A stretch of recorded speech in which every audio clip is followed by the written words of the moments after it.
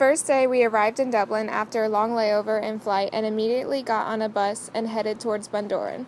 First, we made a stop at Newgrange, a historic site in Boyne Valley that is 5,000 years old. We learned about the winter solstice, which lights up the passageway, and also about the spiral designs around the site. After Newgrange, we stopped at the Peace Monument located where you would cross into Northern Ireland, symbolizing the end of the conflict between Northern Ireland and the Republic of Ireland. We then arrived in Bundoran and toured around and walked on the beach. That night, we went to Donegal Adventure Center and we played Prison Break to end the night. On day 2, we decided to kick it with the Donegal Adventure Center and try out some surfing. We got into some super good-looking wetsuits and headed out to the beach. Hoping the locals weren't going to look at us funny, we started to do a bit of practice first, and then jump straight into the water to start ripping up some waves. Watch out for the sharks, Joe. Later that night, we headed back to the hotel where we watched the world-famous Wave Riders movie, which was filmed at some local Bundoran surf spots. Man, those guys can shred.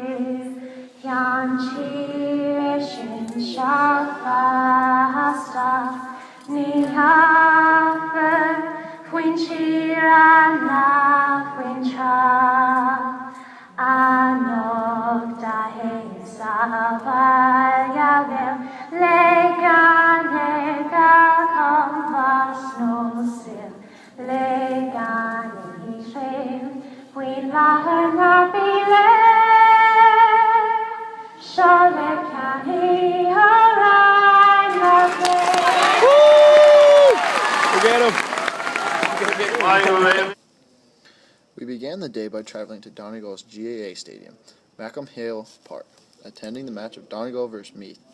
Having never attended a Gaelic football match, we all were very confused by the rules and the flow of the game. In Gaelic football, the goal is to score as many points as possible by either kicking the football into the goal or by kicking the ball over the crossbar between the uprights.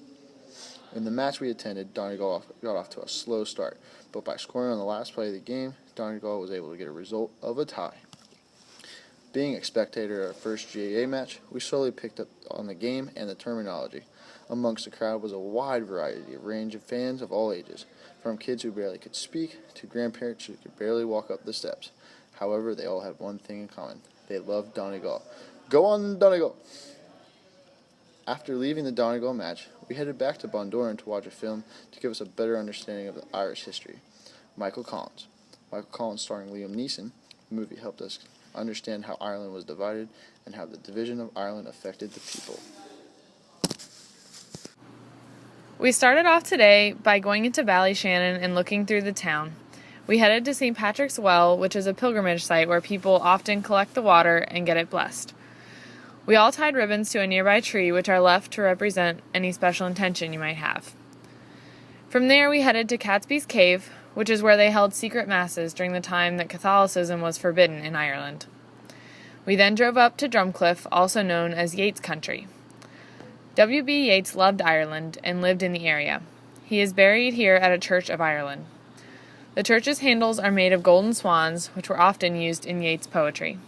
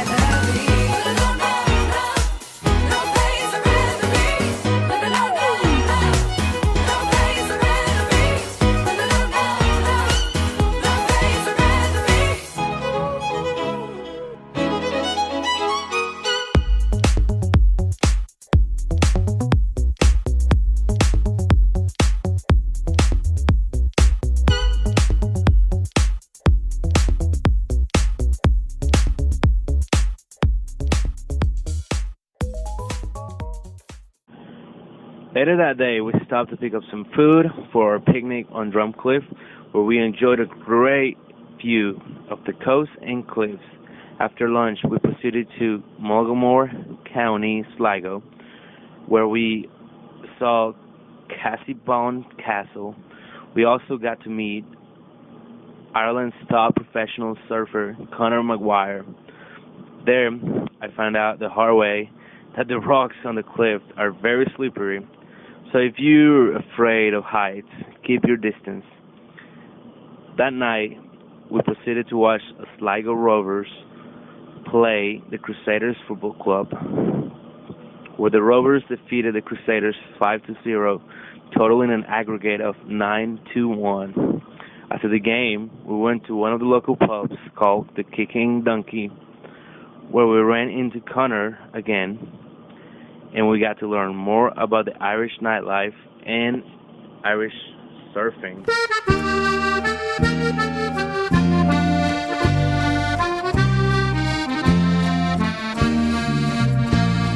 Beautiful Bundoran, by the silvery sea, your golden strand charms so grand, ever calling me, where a welcome's always waiting, and happiness for all, in beautiful Bundoran, the Queen of Donegal, in the heart of old Tirconnell, where the blues kiss the sky, and the wide waves from the ocean croon a haunting lullaby, where the little roads go wandering by the roses to the sea. There's a tiny bit of heaven in my heart, will always be.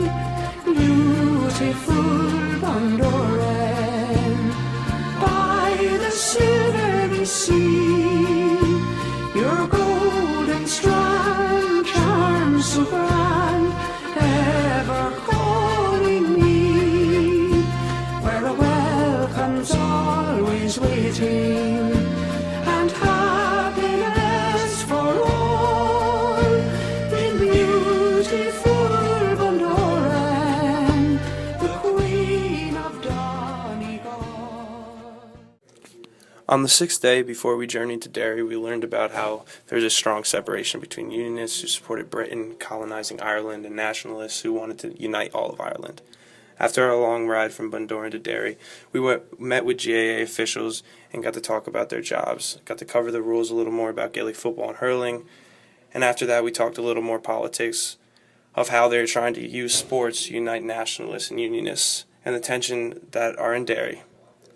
After we drove down the road and stopped at a soccer stadium where we met the head of community relations, we really got an idea of how sports are even separated by Unionists and Nationalists. You know, even the sports.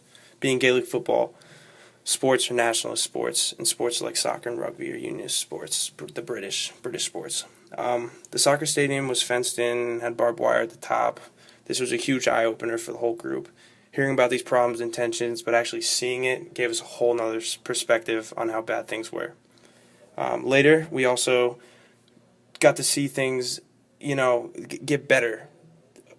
People weren't jumping those walls, which is, is a sure sign right there that things are getting better. Later, we moved forward to the city wall, which is literally a stone wall that separates the Unionists and Nationalists. On one side, the Unionists, close to the city wall, there were murals on top of the wall signifying peace and others signifying war. They're huge and really portray the struggles between both groups. Because I'm happy. Clap along if you feel like a room without a roof. Because I'm happy. Clap along if you feel like happiness is the truth. Because I'm happy. Clap along if you know what happiness is to you. Because I'm happy. Clap along if you feel like that's what you want to do.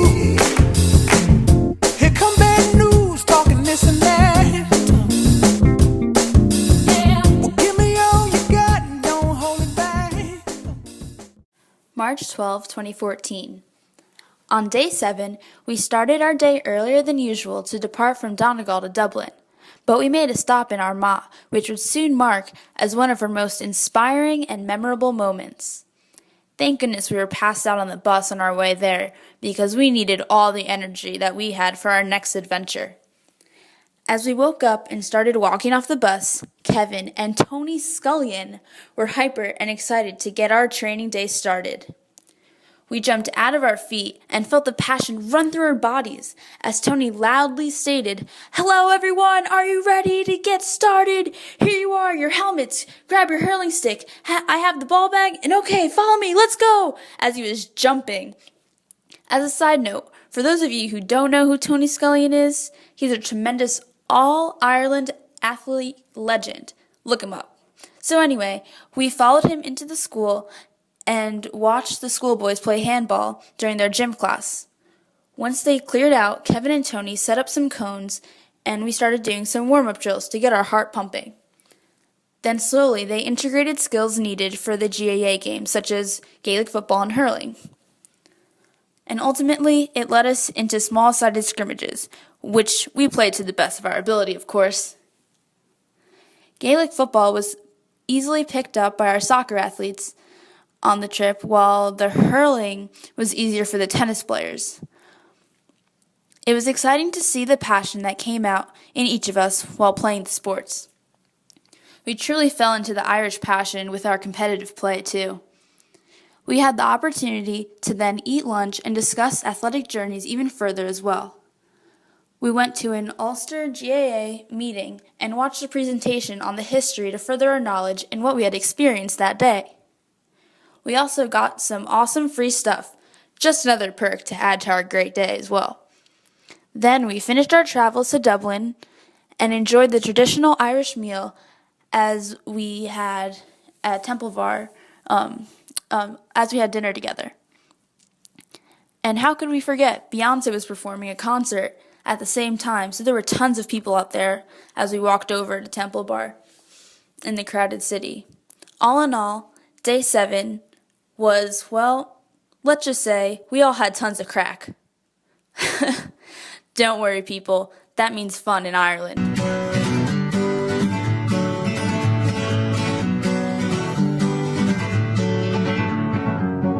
Feeling my way through the darkness, guided by a beating heart. I can't tell where the journey will end, but I know where to start. They tell me I'm too young to understand. They say I'm caught up in a dream. Well, life will pass me by if I don't open up my eyes. So that's fine by me. So wake me up when it's all over, when I'm wiser and I'm older. All this time I was finding myself and I didn't know I was lost. So wake me up when it's all over, when I'm wiser and I'm older. All this time I was finding myself and I didn't know I was lost.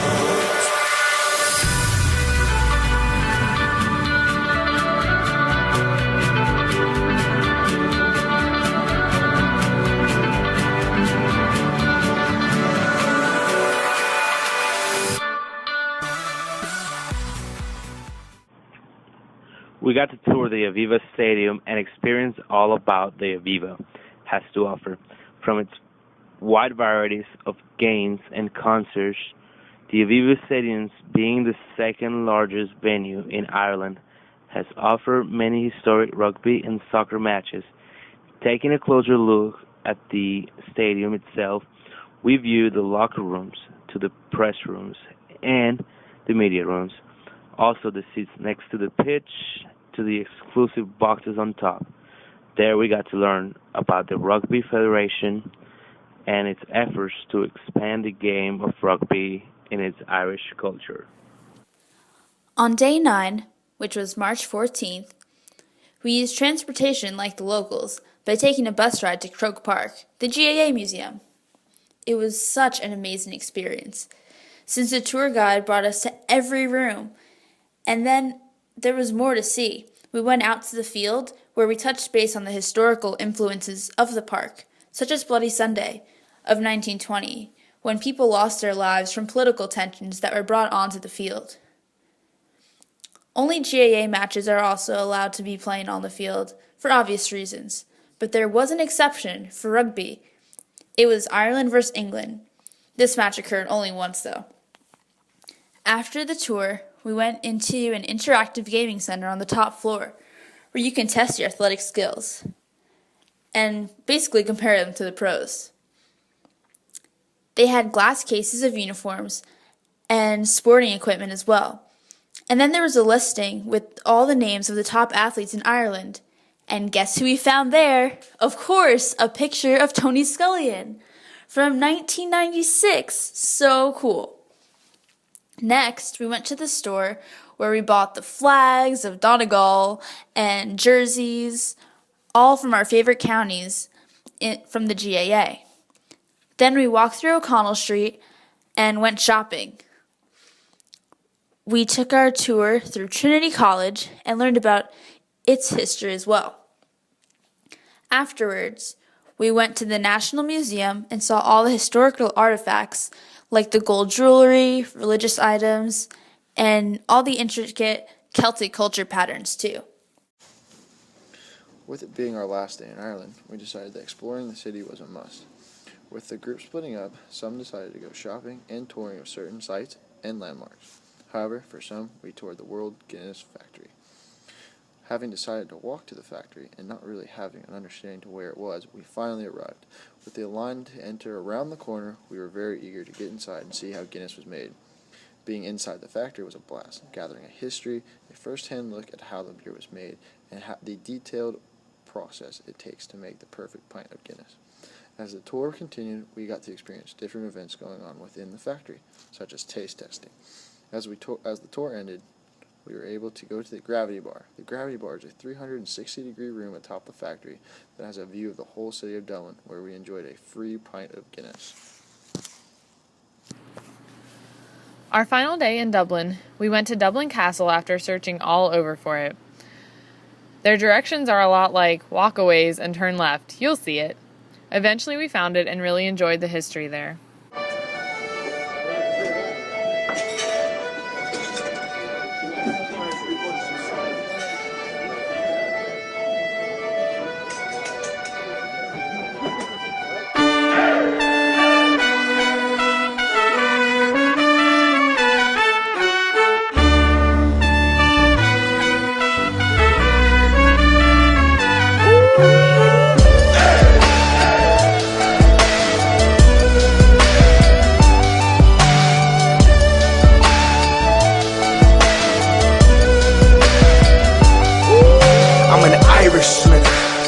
Leathered, weathered Irish skin, beard orange as the sunset of the flag. In the night sky we fight in, pride for the life we fight to live. History I write with it, spit it with the dialect. And this is a celebration, of course.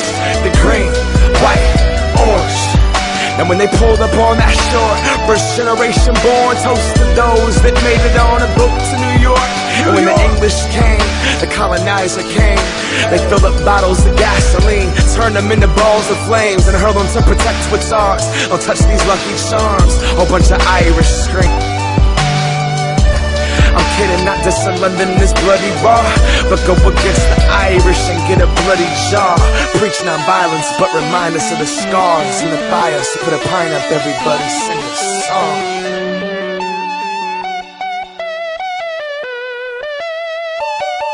We put our glass to the sky and lift up and live tonight, cause you can't take it with ya. So raise a pint for the people that aren't with us and live tonight, cause you can't